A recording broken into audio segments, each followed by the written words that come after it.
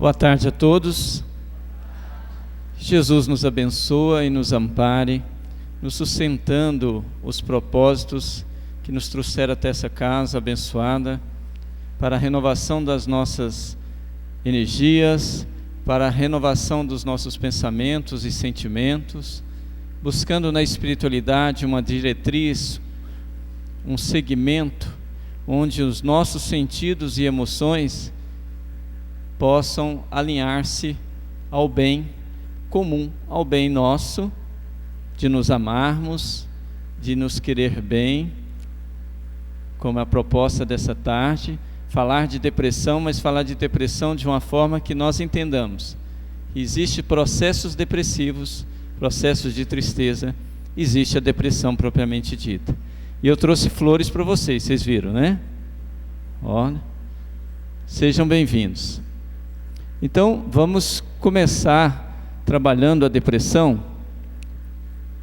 É um transtorno do humor caracterizado por uma alteração psíquica global com consequentes alterações na maneira de valorizar a realidade. Pode haver angústia acompanhada ou não de ansiedade e tristeza. Então nós podemos estar nesse estado, um estado depressivo, caracterizando já o início de uma depressão. Eu posso ficar triste, gente? Eu fico triste às vezes? Ficar triste é depressão? Não. Ter raiva é depressão? Não. Eu posso ter raiva e posso não caracterizar uma depressão. Mas quando eu tenho predisposição genética para a depressão, esses processos de erro e acerto, de raiva, de tristeza, poderá haver em mim uma conotação, um estado diferente de angústia? Quando eu já tenho uma predisposição, sim. É isso que nós precisamos ver e entender que muitos de nós passamos por problemas, por conflitos, por dificuldades, por provas, como a doutrina espírita nos coloca. Passamos por provas, no entanto, não necessariamente nos deprimimos. Pelo contrário, usamos essas provas como material didático para o nosso crescimento espiritual, que é o correto, que é o mais inteligente da nossa parte, como está no próprio Evangelho segundo o Espiritismo. Para que servem as provas? Fênelon coloca para nós, para exercitar a nossa paciência e a nossa inteligência. Então quer dizer que eu posso ter um estado depressivo às vezes. E David Scott diz para nós que é uma ruptura no fluxo dos nossos sentimentos. Lembrando que nós somos filhos de Deus, e Deus é amor. Se somos filhos do amor, nossa essência divina é amor. Então, quando o meu amor por mim, pela vida, o meu olhar pela vida, destona dos sentimentos puros que Deus já colocou em minha alma, como criatura vinda do Criador, eu começo a sofrer consequências disso. Quais os sinais da depressão? São vários sinais aqui e sintomas, e nós vamos observar alguns sintomas. Se eu tiver acima de 5 sintomas, até 6 sintomas, eu posso estar já num estado depressivo. Vamos ver quais são. Humor para baixo, tristeza, angústia e sensação de vazio. Irritabilidade e desespero. Pouca ou nenhuma capacidade de sentir prazer e alegria na vida. Cansaço mais fácil, desânimo, falta de energia física e mental.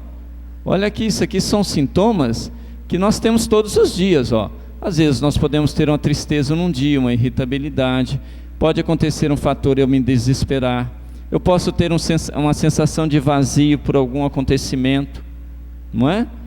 Eu posso ter um cansaço muito fácil, uma falta de alegria de viver, eu me desanimo facilmente. E tem no próprio Evangelho segundo o Espiritismo de novo, né?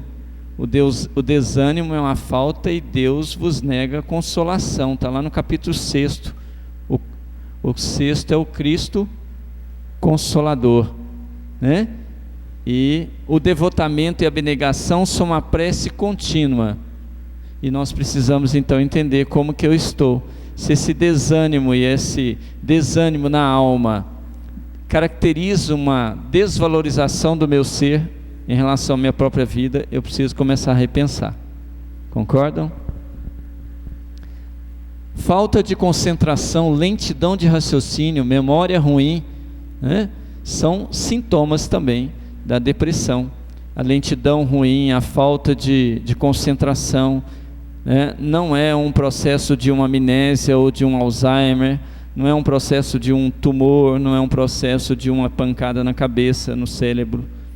Você está constantemente nesse estado, você precisa observar isso. Falta de vontade, de iniciativa, de interesse, apatia. A pessoa está sempre apática, sempre triste. São sintomas de depressão. Pensamentos negativos, pessimismo, ideia de doença, de morte, suicídio. É aquela criatura que você pergunta, como você está hoje? Ele diz assim, do mesmo jeito de ontem. Mas como que foi ontem? Péssimo. Ele está sempre de mau humor. É o distímico, é o doente de mau humor. Nada para ele está certo. Nada para ele traz alegria, traz contentamento. Ele está sempre distímico e apático perante as realizações e acontecimentos, né? Então esse é um caráter psiquiátrico mesmo, distímico. O que sofre a doença do mau humor. Está sempre mal-humorado. Aí ele tem fatores de criança, de formação, enfim, ele tem fatores espirituais que aí a gente tem que estudar caso a caso. Mas ele é um distímico, ele sofre de mau humor. Perda ou aumento de apetite ou peso. A pessoa come demais ou fica inapetente, não tem fome, né? As jovens que querem ficar com um corpinho fininho, né, magrinha, e começa a fazer daquilo uma obsessão, a mente, o cérebro, trabalha negativamente, ela não tem fome, e quando ela come, ela tem que vomitar, jogar para fora. É uma doença. Aí já caracteriza uma doença que vem de efeitos depressivos, que ela não se aceita do jeito que ela é, né? Quantas companheiras, nós tratamos uma jovem dos 12 anos, hoje ela, inclusive está fazendo aniversário hoje ela tem 41 anos. Ela veio com o corpo feminino, mas até os 12 anos ela usava bota, calça jeans, e ela era homem para ela, na cabeça dela, e ela não aceitava, ela olhava no espelho e não se aceitava no corpo feminino, e ela já estava desenvolvendo seios, a puberdade já estava ali, e ela não aceitava. Então foi um trabalho longo. Hoje já aceita-se como mulher e tudo, conseguiu passar a prova, mas muitos não conseguem, né, gente? Muitos passam às vezes a vida inteira insatisfeita consigo mesma ou consigo mesmo. Interpretação distorcida e negativa do presente e de fatos ocorridos no passado. O depressivo vive no passado, o otimista vive no presente, e o ansioso o que vai acontecer amanhã, o que eu vou comer amanhã, o que vai ser da minha vida amanhã. Ele nem viveu hoje, mas ele já está sofrendo pela manhã. Será que eu vou de carro? Será que vai furar o pneu? Será que não vai dar certo? Eu vou de ônibus, meu avião vai atrasar de novo, vou chegar aqui 2h30 da manhã? Não, o ansioso sempre está vivendo o futuro. Redução da libido. Então a pessoa com depressão não tem libido sexual, não tem vontade para sexo. Isso é a característica do depressivo. Terminando os sintomas, insônia ou dormir demais. Nós temos paciente que dorme 12, 13 horas, até 18 horas por dia, e levantam e ainda estão cansados, sem se sentir repousado, continuam cansados. Dores ou sintomas difusos, né? Dores de cabeça, nas costas, no pescoço, nos ombros, sintomas gastrointestinais, alterações menstruais, queda de cabelo, que foi o meu caso, né? Dores e sintomas difusos. a tal da fibromialgia, as dores que percorrem principalmente o lado esquerdo do corpo, né? No fundo da fibromialgia, além de outros processos químicos do próprio sangue e da parte neuro e plexos nervosos, nós temos aí a depressão junto, como fundo de pano da fibromialgia. Os sintomas gastrointestinais muito comuns, a irritação do colo, irritação de intestino, pessoas muito ansiosas, muito estressadas, o intestino, da irritação de colo, então o intestino não consegue se equilibrar, está sempre solto. Outros que são introspectos, embotados, tudo que acontece ela embota, ou seja, embotar é trazer para dentro, em psicologia. Então você traz para dentro, e você não conversa, você não faz aquilo que nós falamos hoje, a catarse, você não coloca isso para fora, você não conversa, e aquilo vai ficando e você vai aceitando tudo. O que acontece? O intestino prende, circulação fica ruim, batimento cardíaco descontrola, e você pode adoecer gravemente de outros problemas. As alterações menstruais, sempre a pessoa que tem uma depressão, a menstruação não tem o ciclo, porque a depressão atinge o neurônio, um hormônio que se chama, dentro da família dos estrógenos, que é o estrogênio. Então esse feedback entre a hipófise, as glândulas, né, do ovário, aqui a tireoide, ela sofre problemas, e aí a menstruação fica irregular. Em depressões graves, alucinações e delírios, que é as depressões com manias, né? Fechou a porta, ele volta lá e vê se fechou, né? Várias vezes. Ele começa a ter manias e delírios, né? Tem depressivos. Eu estava assistindo um documentário de um médico, ele é médico, estudou psiquiatria, mas ele tem alucinação. Então ele teve alucinação por uma jovem, criou aquela mulher para ele casou-se com ela, mas a mulher nunca existiu. Delírio, toma remédio para esses delírios. E aqui nós temos a depressão, é uma doença endógena, biológica. Ela existe por quê? Porque nós temos aqui, esse aqui é um neurônio, mas, né, é uma sinapse, na verdade, é um encontro de um neurônio com um dendrito, que é a outra parte do neurônio. Então aqui são os neurotransmissores. Numa pessoa normal, aqui funciona normalmente, olha. Numa pessoa depressiva, olha a falta dos neurônios. Então, a serotonina e a noradrenalina, que são neurotransmissores importantes para manter o equilíbrio físico, a nora, e o equilíbrio emocional, a serotonina. Então, nós perdemos isso aqui. Então, o depressivo tem doenças, e a depressão é a doença, como eu disse, ela tem uma predisposição genética. Se a mãe era depressiva, se o pai era depressivo, e eu abro um parênteses aqui, minha esposa é depressiva, ela tem depressão endógena, que a mãe tinha depressão, o pai tinha. Então ela trouxe depressão endógena. Quando nós não conhecíamos da situação, eu dava 3, 4 passes por dia nela, pensando que era problema emocional, espiritual.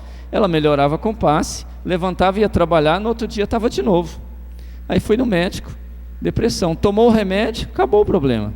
Hoje já não toma mais remédio, já fez a ressignificação dela, já não precisa mais de medicamento, porque os medicamentos depressivos não causam dependência química de medicamento. Só os psicotrópicos, ansiolíticos, anticonvulsivantes, assim, causam dependência. Depressivo não causa dependência. Você para por um ano, trata por um ano, 2, e você para e você melhora da depressão, faz aquela reposição e você consegue, com atitudes, com trabalho e etc., você consegue reverter essa situação. Nós vamos dividir a palestra em duas partes, então eu vou correr um pouquinho para a gente... Trouxe mais um pouquinho de beleza para vocês. Gostaram? Vocês não saem depressivos. Transtorno do humor. Ele existe em 2 polos, unipolar e bipolar. Unipolar, o que acontece na depressão unipolar? Apatia, desgosto, adinamia, que é estado de prostração física ou moral. Tem prostração moral, gente? Tem. A pessoa está dentro da casa espírita, toma passe, trabalha, participa de tudo, mas ele tem aquela apatia moral. Ele vai fazer uma prece e você fala assim: Senhor, eu que sou inferior, que eu sei que eu sou inferior, Senhor. Ele até treme, ele tem aquela apatia moral. Ele chora de tanta inferioridade que ele tem, porque é um estado de apatia moral, é doença. E a pessoa não vê que é isso. Ele pensa que está sendo humilde, né? Não, não é humildade isso. Nós sabemos que não é. Olha, desânimo, cansaço e o estado melancólico, né?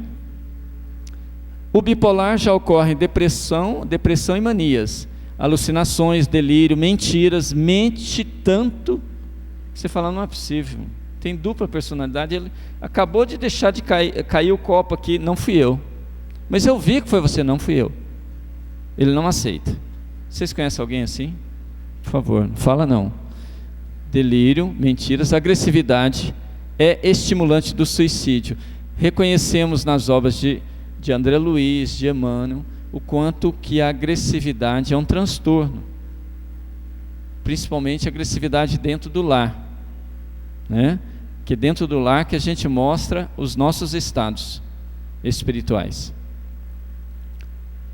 Tipos de depressão: a depressão infantil, aquela criança que já nasce depressiva, é uma criança que tem 6, 7 anos, geralmente, pela instrução da espiritualidade, são encarnações compulsórias.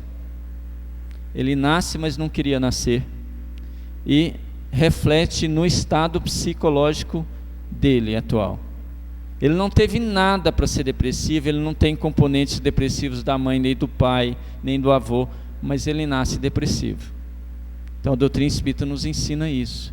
Existe na ciência essa matéria, depressão infantil, e a doutrina espírita vem e nos explica as possíveis causas da depressão infantil. Aquela criança que não se alegra com nada, não quer nada, ou então ela é bipolar, ela é agressiva, ela é rebelde, ela briga com tudo, ela quebra tudo. E aí tem outro componente obsessivo também, que nós vamos falar sobre isso, que a criança precisa ser observada na casa espírita e tratada. E juvenil, muito comum nas épocas, na adolescência, é a jovem que está fazendo sua primeira menstruação, ou o jovem que está ali na puberdade. Também pode acontecer depressões. Isso são depressões sazonais, são depressões que passam, só um processo hormonal. O processo hormonal é uma depressão que passa rápido. A sazonal é aquela ocasional.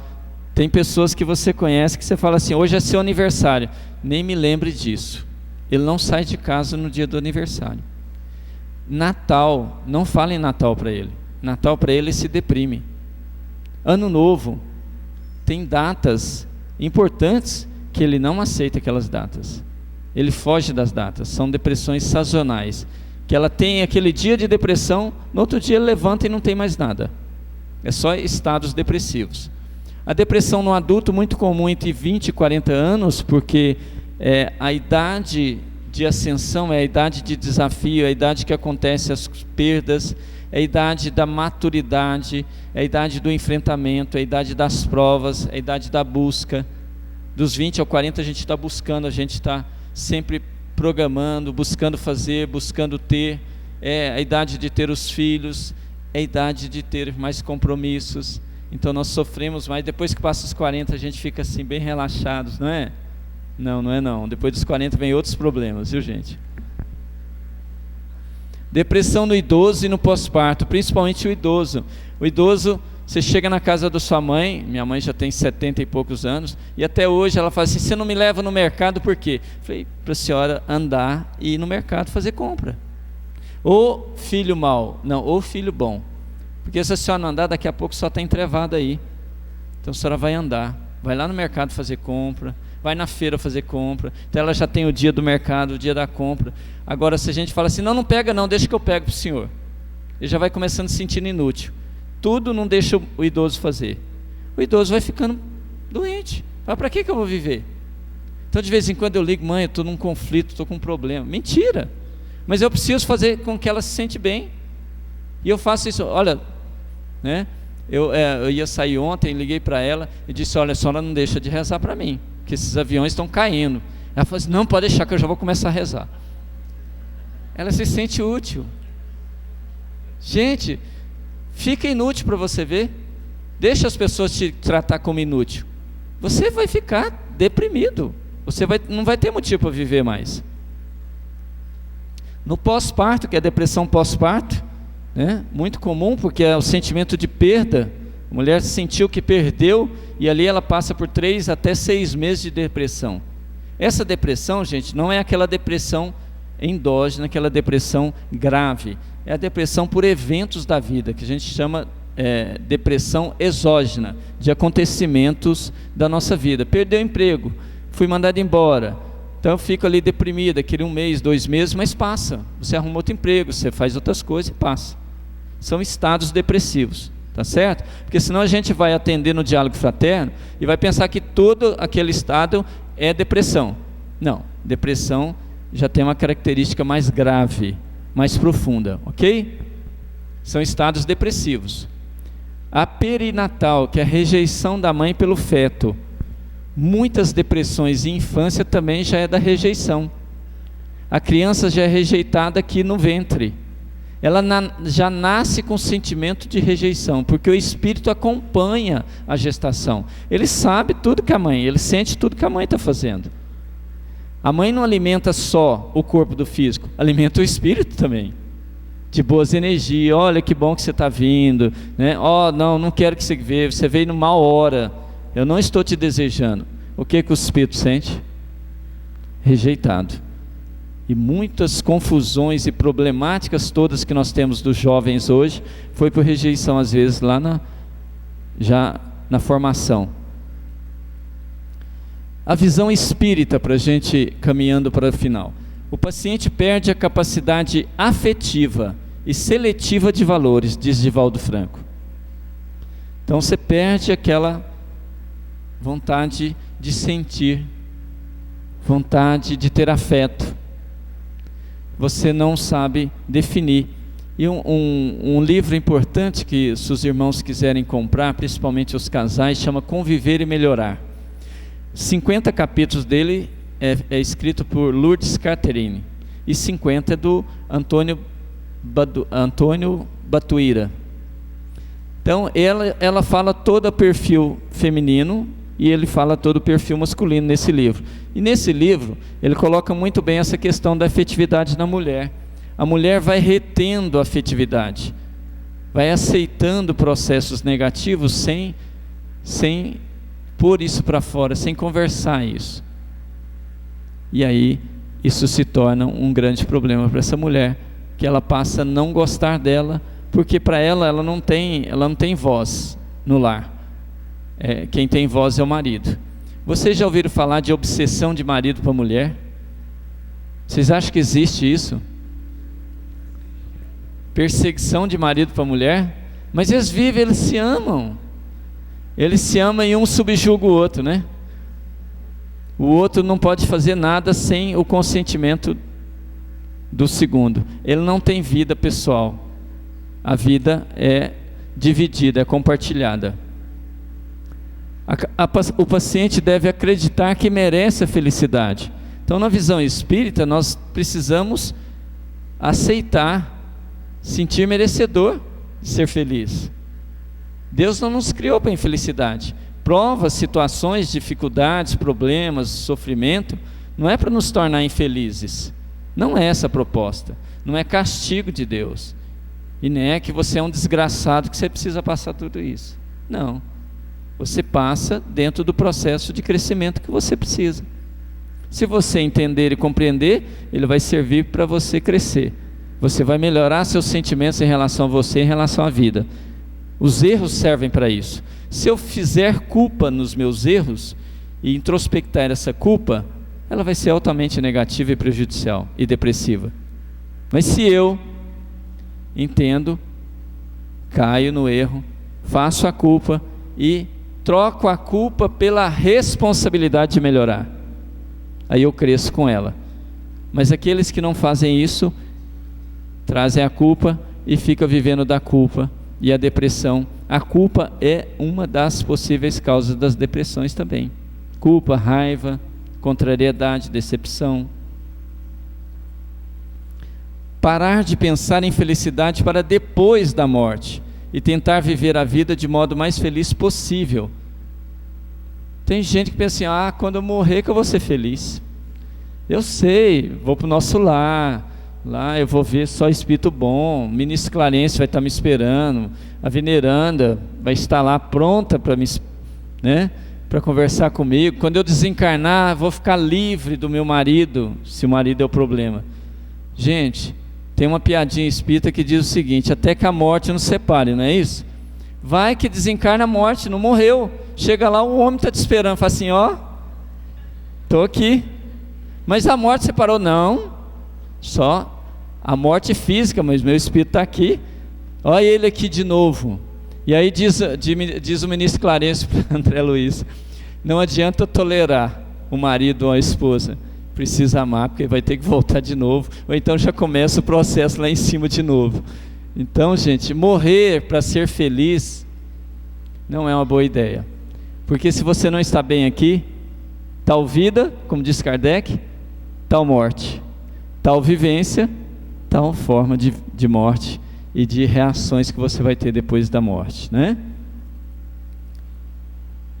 A terapêutica na depressão, eu estou passando isso aqui, essa palestra é para 1h15, 1h30, mas eu estou passando para a gente só bioenergia. Alguém sabe o que é bioenergia?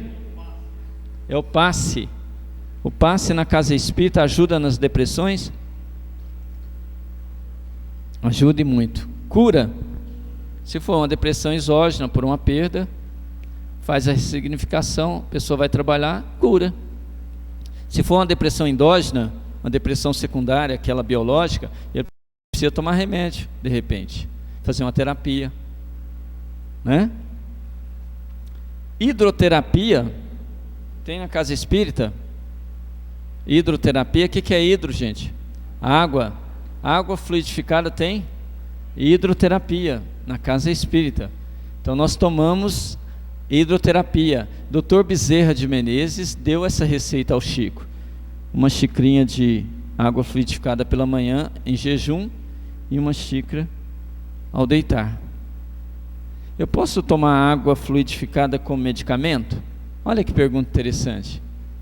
Posso tomar água fluidificada de 2 em 2 horas? Se eu tiver num processo depressivo ou obsessivo? Pode, gente? Deve tomar. 3 vezes ao dia? Posso. Eu posso então medicar? Tem fluidos ali? Tem remédio? Tem. Eu posso tomar. A depressão endógena é aquela depressão que a pessoa não consegue levantar pela manhã. Então você dá água fluidificada pela manhã. Ela toma o medicamento e água fluidificada pela manhã. À tarde ela já está bem, à noite ela está bem, de manhã ela está de novo. Porque é o ciclo que o organismo tem. Se você passa da medicação fluídica, o passe, e ela tomando remédio, a tendência é que ela fique muito bem. Desobsessão, precisa de desobsessão na depressão? Mas é depressão, você acabou de falar que é a sinapse cerebral lá, então não tem espírito nisso. Não, gente? Tem. Semelhante atrai semelhante. Podemos ter ali um espírito nas mesmas condições depressivas, tomando remédio conosco. Quantos companheiros chegam à casa espírita e tomam os remédios e não faz efeito? Já viram falar disso? Mas você está tomando o melhor remédio, não faz efeito. Você começa a dar o passe, o mecanismo energético do remédio, que era sugado pelo espírito, corta-se, a pessoa passa e fica boa. Agora eu estou tomando o remédio, está fazendo efeito. Olha que beleza. Isso é doutrina espírita, que bênção, né? A gente conhecer tudo isso em doutrina espírita. E no depressivo também. O depressivo precisa estar lá na nossa mediúnica, ouvindo o que o espírito tem para falar para ele? Não precisa. O espírito é conduzido para a mediúnica e o depressivo não precisa, o paciente não precisa estar lá, o assistido não precisa estar lá. Fitoterapias fito é plantas, terapia pelas plantas. Fitoterapia tem muitos medicamentos hoje com muita ação, né, nos receptores GABAs, na serotonina, na noradrenalina, nas dopaminas. Então a fitoterapia uma planta e tem medicamentos também. E a homeopatia, estava lendo agora um livro do Divaldo, ele indicando a homeopatia também na depressão. A evangelioterapia é boa? Excelente. Quanto mais a pessoa aprende a vida, os valores, sobre o amor, sobre o que o Cristo nos ensinou, o que é doutrina, as instruções dos Espíritos sobre a vida, causas atuais das aflições, causas anteriores das aflições. O Cristo Consolador, capítulo 4, 5 e 6 do Evangelho são excelentes. Depois eu vou ler lá sobre perdão, né? Sobre caridade, sobre fé, capítulo 19, sobre caridade, capítulo 15. Então eu vou ler sobre isso, a pessoa vai, evangelioterapia. Praxiterapia é importante? É terapia ocupacional, como diz nossa querida Joana de Anjos. Põe essa pessoa para ajudar no trabalho, ajudar a limpar uma casa, ajudar a fazer alguma coisa. A atividade movimenta a energia, tira a pessoa do foco obsessivo, do foco de desequilíbrio. Então, muito importante o trabalho como função terapêutica. O paciente precisa de ajuda especializada, uma psicoterapia. O psicólogo está aí para isso, tá bom? E, finalizando, se alguém tiver alguma pergunta... Ah lá, vocês nasceram assim também, tá vendo? Depois fica deprimido, olha, vê se tem lógica isso. Não tem lógica. A gente nasce sorrindo, sem cabelo, depois nasce cabelo, depois cai cabelo. Mas olha lá, olha que coisa linda. Obrigado, eu vou passar para a Vânia, que ela vai falar agora o valor da vida. Eu falei da doença que tira o valor da vida. E a Vânia vem e fala o valor da vida. Né, Vânia? Tu trocas lá. Vamos agora ver o outro lado, né? Desta moeda tão bonita chamada vida, que nos traz às vezes tristezas, mas também nos traz muita consolação, conforto, crescimento. Então um abraço muito grande e é muito bom, eu me sinto muito feliz em estar aqui com vocês, conversando sobre uma coisa que nos dá muita inquietação. Eu acho que quem muito nos ajuda, nos inquieta. O conhecimento surge da inquietação, ele surge do questionamento, ele surge da pergunta. Então, quando a gente ouve alguém que deixa umas minhocas, umas caraminholas na cabeça da gente, valeu a pena, porque a gente vai para casa pensando. Então, o valor da vida, o sentido da dor em nossa existência. Vocês já se perguntaram por que nós sofremos? Tenho certeza que sim. Por que a gente sofre? Será que Deus é tão mau que colocou a gente neste planeta para sofrer? Porque todos nós sofremos. Ou aqui na Paraíba, não. Sofremos, né? E dói, e a gente chora, e entra em depressão. Então, a gente fica se perguntando, mas que Deus injusto é esse? Afinal, por que estou sofrendo? E fulano, que é uma pessoa tão má, evidentemente tão má, está aí tão bem, e é uma pessoa tão boa, maravilhosa, né? Um verdadeiro exemplo de bondade, aqui passando por tantas dificuldades. A gente ouve muito essas coisas, mas vejam, a dor, ela tem um sentido em nossa vida, e é isso que a gente precisa compreender um pouquinho agora. Qual é o valor que a vida tem? Leon Denis tem um livro que se chama O Porquê da Vida. Gente, esse livro é fininho, você pode baixar na internet, tem a versão PDF, dá para imprimir, inclusive, porque ela é fininha. Por que eu recomendo? Porque para a pessoa que não tem paciência para ler um livro de 200, 300 páginas, pode ler esse aí, que nos dá algumas grandes diretrizes para a gente pensar o porquê da vida. Ele diz que para nós importa saber o que é que nós, homens, mulheres, né? O que é que nós somos, de onde nós estamos vindo, para onde estamos indo, qual é o nosso destino. Tenho certeza que todos nós já nos perguntamos isso. De onde vim? Para onde eu vou? Estão dizendo que eu vou para o lugar conforme a minha consciência, né? Conforme a minha frequência, a minha vibração energética. Mas será que vai ser um lugar bom que eu vou quando partir daqui? Então a gente fica com essas dúvidas, principalmente quando a gente não tem muitos estudos esclarecedores sobre isso. Então ele diz, são questões que nos importam. Mas, em tudo, nesse mundo em que vivemos, em tudo há dor. Olha que interessante a reflexão dele. Tudo que vive neste mundo, natureza, animais, homens, sente dor, embora o amor seja a lei do universo. Vocês lembram daquele filme Procurando Nemo? Todo mundo acha ele o máximo, mas a primeira vez que eu assisti, eu sofri, eu disse, meu Deus, mas é desesperador viver nos oceanos. Não é? Porque é um perseguindo o outro, é um engolindo o outro, a lei da sobrevivência é muito selvagem. E eu disse, mas que coisa terrível, né? O tubarão que vai levando o camarão, é uma festa. Eu digo, mas que horror. Então, em que pese o filme ser muito bom, mas eu fiquei com essas questões. Mas vejam, animais se maltratam, plantas se maltratam, há plantas que não admitem vizinhos. Elas vão afastando o vizinho, afastando, e não admite nada ao lado, ela fica sozinha. Então, em tudo na natureza, há esse processo de se sobrepor ao outro e de produzir esse afastamento. E no nosso caso, homens, é a dor. E aí a gente se pergunta, mas se o amor é a lei do universo, como assim? Se o amor é a lei do universo, por que existe a dor?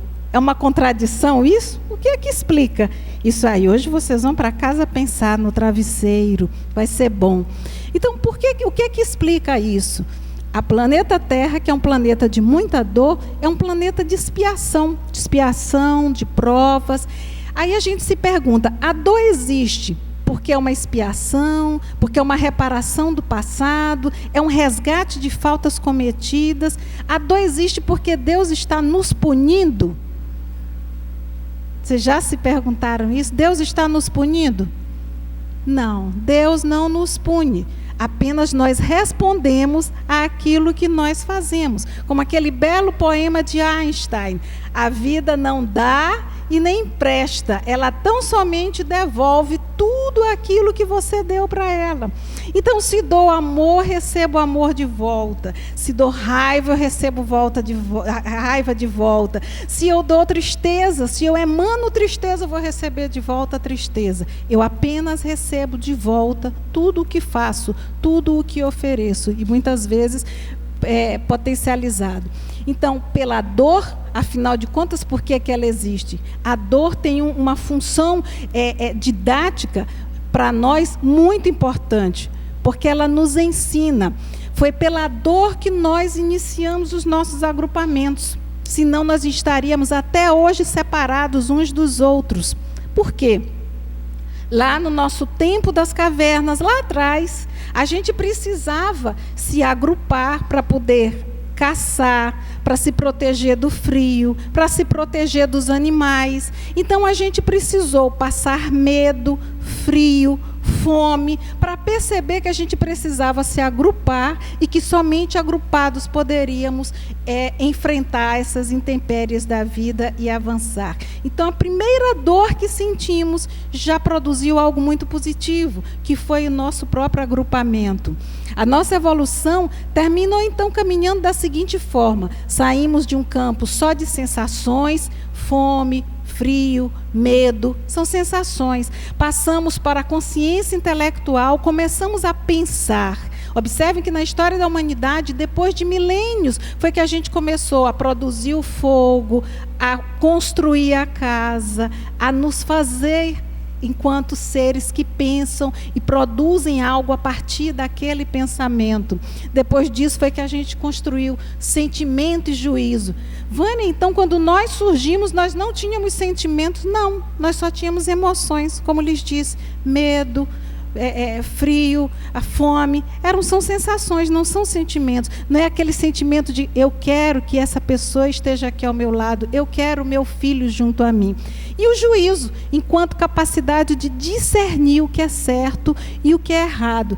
E só assim, quando nós chegamos nesse estágio aqui, foi que a gente começou a se compreender como alma, a alma que compreende a si mesma. Foi nesse estágio de evolução que a gente começou a se perguntar: o que eu sou? O que eu estou fazendo aqui? Para onde eu vou? De onde eu vim?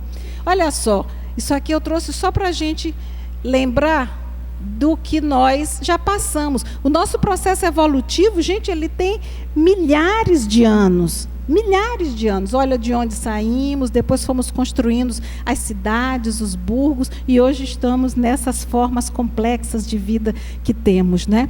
Então, pela dor, nós nos tornamos mais maleáveis. Vocês já perceberam que aquela pessoa que é muito dura, que sobe no palco e coloca todos lá embaixo, no momento de dor, ela desce e chora, e pede colo, e pede ombro, e desabafa a sua própria dor. A dor, nesse momento, humanizou aquele ser. Precisou sentir aquela dor para se humanizar, quer dizer, se sentir um ser que sente, que tem um coração, que tem sentimento, que chora, que sente dor. Então, a dor nos ajuda muito a combater o quê? Dentro de nós, nosso orgulho. Olha só a função dela, como é importante. Vai nos tornando mais maleáveis. Através da dor, nós aprendemos a ajudar e a ser ajudados. Vocês já ouviram falar que lá entre os pobres, as pessoas mais desprovidas, é onde há os maiores gestos de solidariedade? Não é verdade isso? Existe, inclusive, um videozinho lindo circulando na internet de um rapaz que ele com uma pizza, não é? Vocês já viram? É muito interessante esse vídeo dele com a pizza, né? Então, ele dá já não lembro bem, ele dá a pizza para a pessoa e um ou outro vem e pede. E as pessoas não dão. Você pode me dar isso, pode me dar aquilo? Não, ninguém dá. E aquele que é um pedinte, que ganhou a pizza, que não tinha o que comer, ele ganhou a pizza, tirou um pedaço e outro chegou, tudo ensaiadinho, né? O outro chegou e perguntou se ele podia dar um pedaço. Ele deu o restante da pizza todinho. E os outros que tinham recursos não deram nada, mandaram ele ir embora. Mas eu sei que aqui ninguém faz isso, né? Isso é só lá no videozinho. Então, através da dor, nós aprendemos a ajudar e aprendemos a ser ajudados. Aprendemos a compreender e a ser compreendidos. A gente conversa com aquele amigo, aquela amiga que está sofrendo, e aí diz, eu estou entendendo o que tu estás passando. Uma situação de infidelidade, por exemplo. Se você já passou, você sabe a dor da infidelidade. Ou de outra forma de traição, de deslealdade, ou qualquer outro tipo de problema. Se você já passou, você compreende melhor o que o outro está passando e passa a respeitar um pouco mais aquela situação do outro. Portanto, pela dor, nós aprendemos a amar. E aí vocês podem se perguntar, mas por quê? Vejam só, no Evangelho segundo o Espiritismo, a gente tem que nós podemos nos ajustar à lei divina pelo amor e pela dor. E aí a gente pode se perguntar, ora, mas se tem o amor como alternativa, por que que Deus nos manda a dor? Este Deus é mau? Não, não é. Vamos nos fazer uma pergunta bem rapidinha. Se chegasse aqui um espírito evoluído e dissesse assim, negociando conosco, a partir de hoje, vocês vão perdoar toda e qualquer pessoa que lhes faça qualquer forma de agressão. E aí vocês nunca mais vão sofrer. Negócio fechado, aí todo mundo, negócio fechado. A gente ia conseguir fazer isso no primeiro dia, no segundo. Se no terceiro a minha melhor amiga roubasse o meu namorado, já ia complicar. Ou o meu sócio me levasse, me aplicasse um golpe, já ia complicar. Eu ia conseguir perdoar facilmente? A gente não ia conseguir. Então precisa que a gente sinta a dor para poder a gente compreender o valor do perdão e aprenda a perdoar a partir do que a gente está sentindo na própria pele. Observem que os grandes ensinamentos que nós já tivemos na vida não foram em momentos de muita alegria. Sejamos honestos, foram em momentos de muita dificuldade. Então, se ao invés de nós ficarmos reclamando, nós dissermos, o que eu tenho que aprender com este momento, essa dor que a vida está me trazendo, o que tu queres que eu aprenda, Jesus? Me ajuda a aprender, me ajuda a entender. Se nós fizermos essa pergunta, nós vamos ter resposta. Mas a pergunta que a gente faz normalmente não é essa. Geralmente é, mas por que eu? Tanta gente para perder o emprego, tinha que ser justo eu. né? Mais ou menos por aí que a gente faz. Aí a gente fica sem resposta, porque a pergunta está equivocada. A pergunta não é essa. Tudo bem, Jesus. Essa doeu, porque perdeu o emprego agora, ficou difícil, né? Aí a gente chora, fica tristinho, faz um estado depressivo. Tudo bem. Mas aí depois sai e pega o currículo e vai no mundo atrás do emprego. E, Jesus, o que é que tu queres que eu aprenda com essa experiência? Essa é a pergunta que a gente tem que se fazer. Qual o valor da vida, portanto? Aprender a amar e evoluir. Para isso estamos aqui. Para amar, como o Renner falou. Somos, em essência, amor. Filhos de Deus, centelhas divinas, quer dizer, saímos de Deus, criados por Deus. Então, centelhas divinas, em essência, amor. Tudo que nós temos que fazer é tirar essa couraça de imperfeições que ainda nos reveste. Tirando essa couraça, vamos ser esse amor puro. E essa trajetória que nós estamos percorrendo, ela tem exatamente essa finalidade. Por isso que aprender a amar, evoluir, esse é o valor da vida. Eu estou sofrendo, essa lição eu preciso passar. E não vamos esquecer que no Evangelho Jesus já nos ensina, Deus não envia um problema, uma dificuldade maior que a tua capacidade de enfrentar. Aí tem horas que a gente diz, acho que fizeram a avaliação errada, porque eu não vou conseguir. Mas observem que quando a gente está com fé, mesmo tombando, caindo, levantando, a gente consegue atravessar as tempestades da vida. E quando a gente chega do outro lado, que a gente tem que dizer, obrigada, Jesus, porque eu aprendi mais um pouquinho. Doeu, essa doeu, mas eu aprendi mais um pouquinho. Então, valeu a pena o que eu aprendi? Valeu. É assim que a gente tem que pensar. Então, para isso, o que a gente tem que compreender, né? Entender o sentido da vida, entender nossa trajetória de aperfeiçoamento. Aí sim, a gente pode atravessar esses momentos difíceis com um pouco mais de serenidade. Portanto, a lei de amor, ela não pune, ela educa. Esse é todo ele um processo educativo. Deu para compreender? Eu não estou querendo sugerir que a gente procure aumentar nosso cadinho de dores. Não, nós já temos as dores de que necessitamos. Não precisamos buscar mais. Já temos as que necessitamos nesta existência para que a gente possa evoluir. Portanto, o sentido da dor, qual é? Aprender a amar. Ah, Vânia, agora eu entendi. Então eu vou amar a dor? Não, eu vou amar a experiência que está me fazendo crescer e ser luz. Eu queria finalizar com um trecho de um poema que eu gosto muito, que se chama assim, Eu Comigo Aqui e Agora. O poema ele é muito longo, eu retirei só um trecho, de Geraldo Estáquio de Souza. Ele diz assim, eu me relaciono com as outras pessoas do mesmo modo como eu me relaciono comigo. Se eu me amo, não sei te odiar.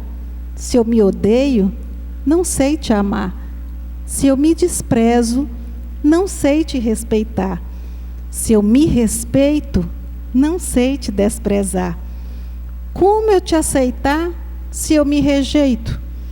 Como eu te rejeitar se eu me aceito? Celebro no amor a mim mesmo o nascimento do amor pelo meu próximo.